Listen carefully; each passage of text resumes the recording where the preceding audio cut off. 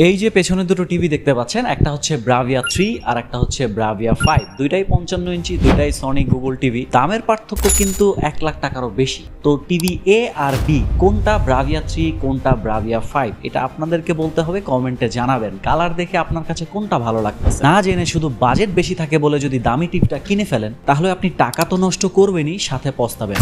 8 বছর ধরে টিভি বিক্রির অভিজ্ঞতায় যেটা আমি দেখেছি যে 90% মানুষই লাখ টাকা দিয়ে টিভি কেনে শুধুমাত্র ইউটিউব, ডিশ বা রেগুলার নাটক দেখার জন্য। আপনি যদি এই দলেই থাকেন তাহলে সনি ব্রাভিয়া 3 55 ইঞ্চি 4K টিভি এটা কিন্তু আপনার জন্য যথেষ্ট। এটার মধ্যেই আপনি পেয়ে যাচ্ছেন সনির সেই বিখ্যাত কালার, 4K প্রসেসর, সবকিছুই। কিন্তু আসল সমস্যাটা শুরু হয় যখন আপনি গেমিং করেন বা ডার্ক কোনো মুভি দেখেন। ব্রাভিয়া 3 তে স্ক্রিন রিফ্রেশ রেট কিন্তু 60 হার্টজ, তাই ফাস্ট মুভমেন্ট কিছুটা ব্লার লাগতে পারে। আর তাছাড়া এর কালো রংটাও কিন্তু একদম কুচকুচে কালো পাবেন না। আর ঠিক এই জায়গায় ব্রাভিয়া 5 আপনাকে চমকে দেবে, কারণ এটাতে থাকতেছে 120 হার্টজ প্যানেল রিফ্রেশ রেট। এর ব্ল্যাক লেভেলটা কিন্তু অসাধারণ ডিপ, মানে কালোটা অনেক কালো, কুচকুচে কালো। টিভি কেনার 6 মাস বা 1 বছর পরে আপনার টিভিতে যদি এরকম মশা মাছির দাগ চলে আসে, তখন কিন্তু ভুলেও পানি বা গ্লাস ক্লিনার দিয়ে টিভি পরিষ্কার করার চেষ্টা করবেন না।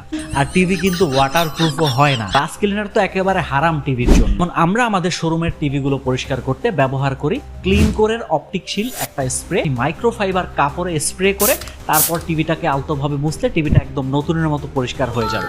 এটা লিঙ্ক আমি কমেন্টে দিয়ে দেবো, যাদের লাগবে তারা দেখতে পারেন। এবং গুডি পরিবারের জন্য থাকবে বিশেষ ডিসকাউন্ট। চেক আউটে যদি আপনি গুডি লিখে দেন তাহলে কিন্তু 100 টাকা ডিসকাউন্ট পেয়ে যাবেন। তাহলে মূল কথা হচ্ছে, আপনার বাসায় যদি PS5 থাকে, এক্সবক্স থাকে, আপনি গেমিং করতে চান, সেক্ষেত্রে কিন্তু আপনি ব্রাভিয়া 5 এইটাকে চয়েস করতে পারেন। কিন্তু আপনি যদি আমাকে জিজ্ঞেস করেন, আমি কিন্তু ব্রাভিয়া 5 এর যে প্রাইস, এই প্রাইসে ব্রাভিয়া 5 না কিনে আমি কিন্তু ওলেড এলজির C4 বা C5 এর 55 ইঞ্চি পারচেস করতাম।